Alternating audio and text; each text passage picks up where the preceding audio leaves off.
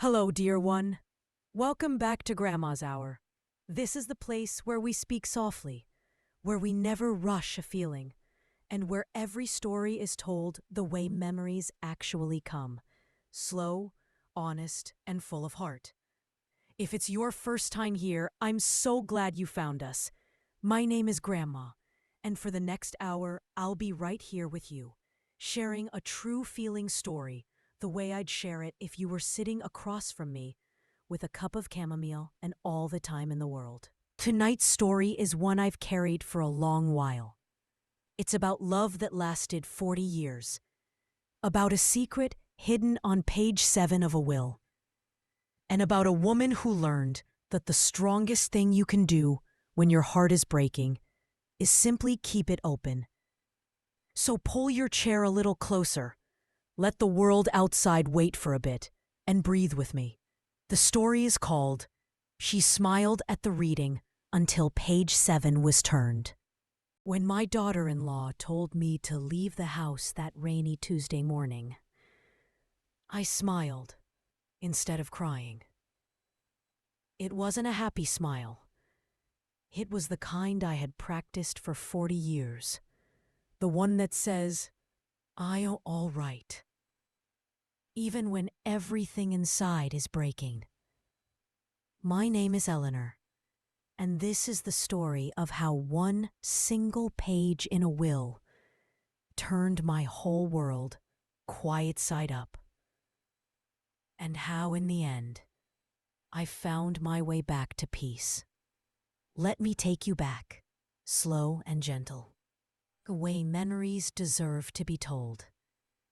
I grew up in a little white house on Maple Street, the third child of a factory worker and a seamstress. Nothing fancy, just love, warm bread, and the sound of my mother humming while she ironed. I was the quiet one. I liked books and gardens and the way the river smelled after rain. That's where I met John. Summer of 1976. Church picnic. He was 25, tall, wearing a blue shirt with the sleeves rolled up. He asked if he could carry my lemonade for me. I laughed and said it wasn't heavy. He said, maybe not, but I'd still like to carry it. That was John, always finding ways to take care of people, even when they didn't ask. We married the next spring. Wildflowers in my hair, 50 people in the church basement, and a honeymoon in a borrowed cabin by the lake. Mark came 2 years later, a loud, red-faced baby who grabbed John's finger and never let go. John would rock him at night and whisper, "You're gonna see the whole world, little man." I believed him. We bought the house on Oak Lane when Mark was 4. Big kitchen, creaky porch, apple tree in the back. John built the swing himself. I planted roses. We thought we'd grow old watching grandchildren chase fireflies in that yard. Mark grew tall like his dad. Baseball, scraped knees, first heartbreak, college. Then he brought Lisa home. City girl, quick laugh, sharp eyes. I liked her right away. Gave her my mother's pearl necklace the day they got engaged. She cried and hugged me so tight, I could feel her heart beating. Emma arrived on a snowy January night. Pink cheeks, tiny fists. John sat in the hospital hallway, crying like a baby himself. "Another girl to love," he kept saying. Life felt perfect. Sunday dinners, Christmas lights, the smell of cinnamon rolls on Saturday mornings. Even when John started traveling for work, I never worried. He always came home with a kiss and a story. Then the cough started. Then the tests. Then the word cancer. We fought it for 3 years. Chemo, hospital smells, nights I held his hand while machines beeped. Lisa and Mark moved in to help. I was grateful at first. Someone to cook, someone to drive him to appointments. But slowly, little things changed. Lisa rearranged my kitchen cabinets. "It flows better this way, Eleanor." She painted the hallway gray. "Brighter, don't you think?" She whispered to Mark when they thought I was asleep. I let it go. Grief makes you tired. You pick your battles. John passed on a quiet Thursday in April. I was holding his hand. He opened his eyes one last time, smiled, and said, "Thank you for the best life, Ellie." Then he was gone. The house felt too big after that. Too many echoes. 2 months later, we sat in Mr. Thompson's office for the will reading. Page 1.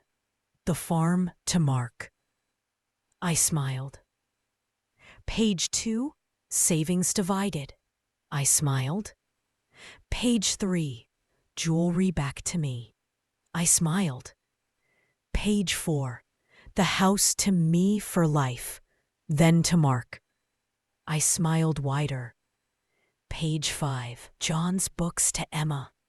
My heart warmed. Page 6. His watch to Mark. Tears pricked, but I smiled through them. Page 7. Mr. Thompson's voice slowed. A trust fund in the amount of $420,000 to Sarah Marie Keller, daughter of the deceased, born 1985. The clock kept ticking. No one breathed. Mark whispered, "Dad had another daughter?" Lisa's hand flew to her mouth. I sat very still. My smile stayed exactly where it was, like it had been glued on. Inside, something cracked clean in two. Sarah was 38, a school teacher 3 states away, 2 children of her own. John had sent money every month since she was born. Never told me. Never told Mark. We drove home in silence. Rain poured like the sky was crying for me. That night, I opened the letter John had pressed into my hand the week before he died. My dearest Ellie, I was 22 and stupid. A summer mistake before I ever met you. When I found out about the baby, I was ashamed. I sent money, but I stayed away. I thought if I never brought it home, it couldn't hurt you. I was wrong. Please forgive me. You and Mark and Emma, you were my real life. The rest was just shadows. I love you forever, John. I cried until there were no tears left. Then I folded the letter, put it back in the envelope, and went to sleep. The next weeks were quiet poison. Lisa found old photos in the attic. John young, arm around a pretty dark-haired woman. She showed Mark. They whispered more. I pretended not to hear words like lied and how much and what else don't we know. One evening at dinner, Mark cleared his throat. "Mom, the house is really big for one person, and with the trust fund, money's tighter than we thought. Maybe it's time to think about other arrangements," Lisa added softly. "There's a nice senior community 20 minutes away. Safe, activities." I looked at my son, the baby I once rocked to sleep, and I smiled. "If that's what you think is best." Inside I was screaming, but my face stayed calm. They gave me 30 days. I packed slowly. John's flannel shirts that still smelled faintly of him. The chipped blue teapot we bought on our 10th anniversary, Emma's finger paintings from preschool, my mother's necklace. Emma clung to my legs the morning the truck came. "Grandma, please don't go. I'll be good. I promise." I knelt down, kissed her curls. "You are always good, sweetheart. Grandma just needs a smaller garden now." Lisa stood in the doorway, arms crossed. Mark loaded the last box. No one cried except Emma. I smiled, waved, and drove away in my old Buick. The house in the rearview mirror until it disappeared. The apartment was tiny. 1 bedroom, thin walls. The smell of someone else's cooking in the hallway. But it had a window that looked out on a maple tree. And that was enough. The first night I sat on the edge of the bed and let myself fall apart. Quiet, shoulder-shaking sobs into John's old shirt. When it was over, I felt lighter somehow. Like I had finally let the storm pass through. A week later, I called the number the lawyer gave me. A woman answered, cautious. "Hello? Sarah? This is Eleanor, John's wife." Long pause, then a soft, "I've wondered about you my whole life." We met at a little cafe halfway between us. She walked in with the same eyes as John, the same half-smile. We ordered tea neither of us drank. "I didn't know he was married," she said. "He sent cards on my birthday, money at Christmas, but he never stayed long." I reached across the table and took her hand. "He was afraid," I said, "but he loved you in the only way he knew how." We cried a little, laughed a little. She showed me pictures of her children, my husband's other grandchildren. I showed her pictures of Emma. By the time we left, we had plans for Thanksgiving. Mark called 2 weeks after I moved. "Mom, we were wrong. The house feels empty without you. Please come home." Lisa got on the phone, voice thick. "I'm so sorry, Eleanor. Please come back." I let fear make me cruel. I smiled into the phone. A real one this time. "Thank you, sweetheart, but I found my little spot. I'll come for Sunday dinner, though." And I did. Every Sunday. Emma runs to the door and hugs my knees. Lisa cooks my favorite chicken and dumplings now. Mark fixed the porch swing for me to sit on when the weather's warm. We don't talk about page 7 anymore. We don't need to. Sarah and her family came for Christmas last year. 2 sets of grandchildren chased each other around the yard while the adults drank cocoa on the porch. I looked at all of them, my loud, messy, imperfect family, and felt John's presence in every laugh. Sometimes I still take out that will and read page 7. It doesn't hurt the way it used to. It just reminds me that people are complicated.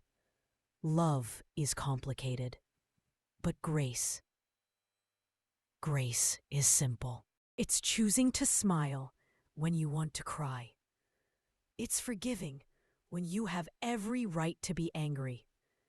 It's opening your door and your heart even after it's been closed on you. I'm 68 now. My hair is all gray. My hands a little shaky when pour tea. But every morning I wake up in my little apartment, look out at that maple tree, and I smile, a real one. Because page 7 didn't end my story. It just turned it to a new chapter. And I'm still here, still loving, still smiling. One gentle day at a time. And that is the end of tonight's story. If something in Eleanor's journey touched you, if her quiet smile, her gentle forgiveness, or the way she kept her heart open made you feel a little less alone, then I'd be so grateful if you do 3 small things for me. First, tap that little red subscribe button down below. It means the next time you need a quiet moment, Grandma will be waiting right here for you. Second, press the like button, just a gentle click. It tells YouTube these stories matter, and it makes this old heart happy. And third, if you know someone who's carrying a heavy heart tonight, someone who might need to hear that peace is still possible after pain, please share this video with them. Sometimes all it takes is one soft voice in the dark to remind us we're not walking alone. Thank you for sitting with me tonight. Thank you for letting me into your evening. Go gently, dear one. The world can be loud tomorrow, but right now, everything is quiet.